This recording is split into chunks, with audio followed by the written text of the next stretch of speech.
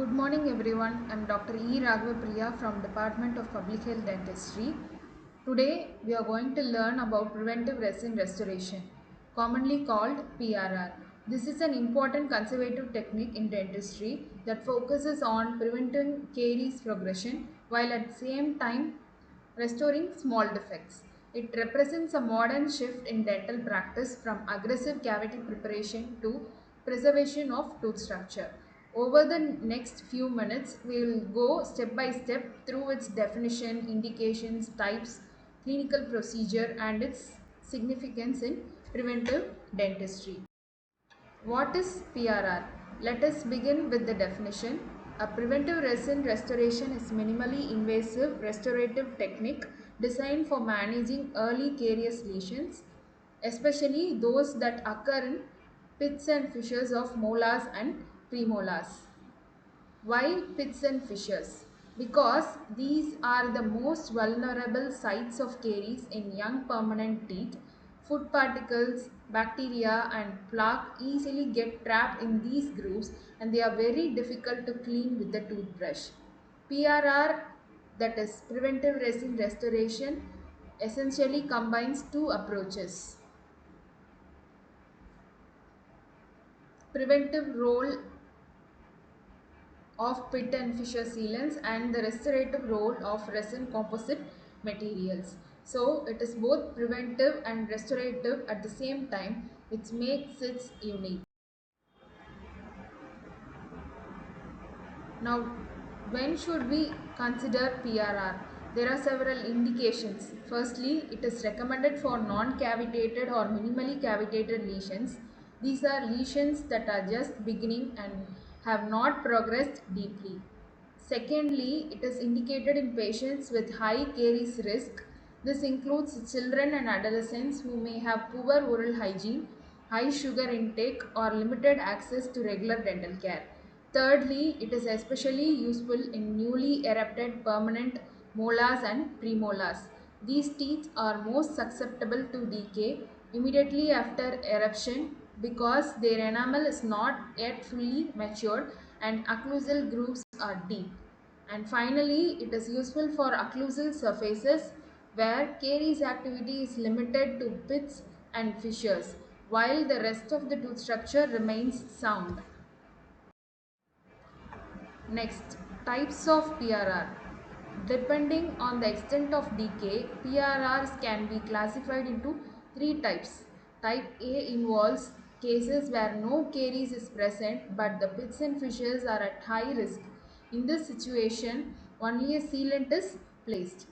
Type B, when incipient caries are present, here, minimal preparation is done to remove the affected enamel or dentin and then a sealant is applied. Type C is used when there are small cavitated lesions. Uh, Cavitated lesions. In this case, the dentist removes the decayed portion, places a small composite restoration and then seals the remaining fissures. So essentially the type depends on how far the lesion has progressed, but in all cases the aim is to remain conservative. Next we move on to materials used. What materials are used for PRR? The main material is flowable composite resin.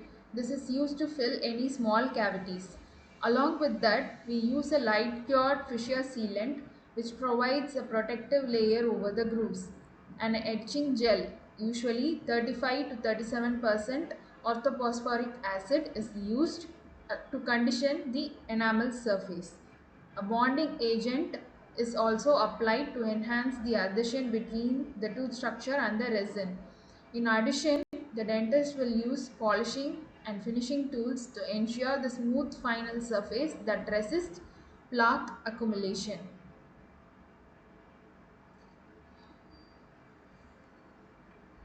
Now, let's move on to the steps. Now, let's go step by step through the clinical procedures. Step 1, isolation. The tooth is isolated often using a rubber dam to keep it dry and free of saliva contamination. Step 2. The occlusal surface is cleaned. This can be done with the prophylaxis brush and pumice or by air abrasion to remove plaque and debris from the fissures. Step 3. If there are incipient caries, the dentist removes them using a small round burr or a spoon excavator. The goal here is the goal here is to uh, minimal caries removal. Only the infected tissue is taken out, nothing more. Step 4.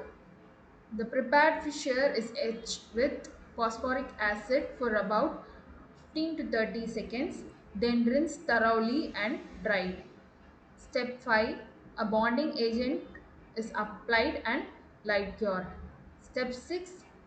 The composite or sealant material is placed carefully into the fissure and cured with the light. And finally, step 7. The restoration is checked for occlusion, finished and polished. The end result is a smooth sealed surface that prevents food lodgement and bacterial activity. This concludes the clinical steps. Then decayed fissures were opened using inverted cone burr or round burr. The retention of maximum healthy tissues and uh, amalgam restoration is also removed in the next tooth. In the next picture, the dentine was properly cleaned of the carious face. Next, coming to the next step, the adhesive was forced down to the deeper parts of the fissure using applicator tip. Here we place the bonding agent using the applicator tips. And in the next step, the occlusal areas of fissures and cavities are filled with flowable composite. Then the cavity restores with restorative composite.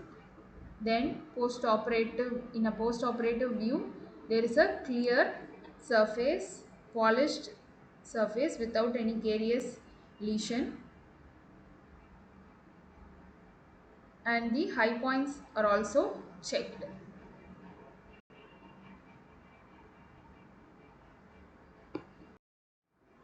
What are the advantages of PRR?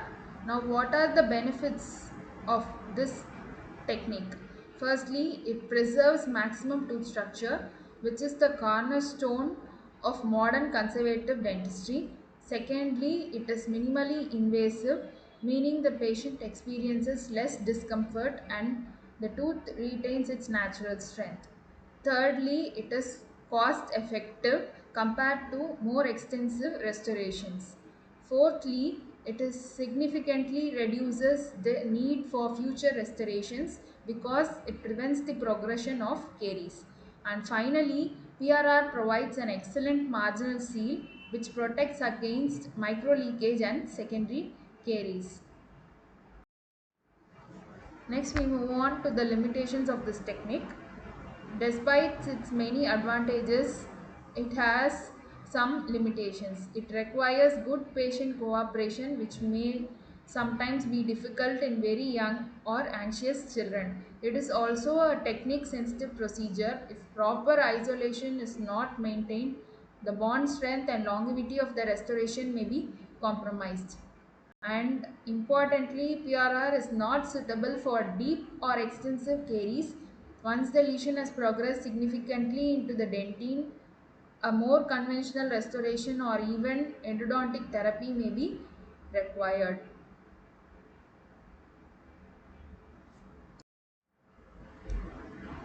Finally, we move on to the conclusion. To summarize, preventive resin restoration is a valuable technique that bridges the gap between prevention and restoration.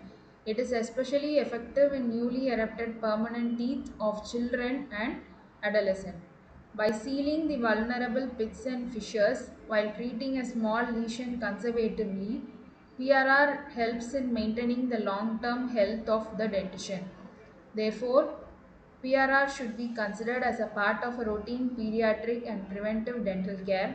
promoting oral health with minimum intervention.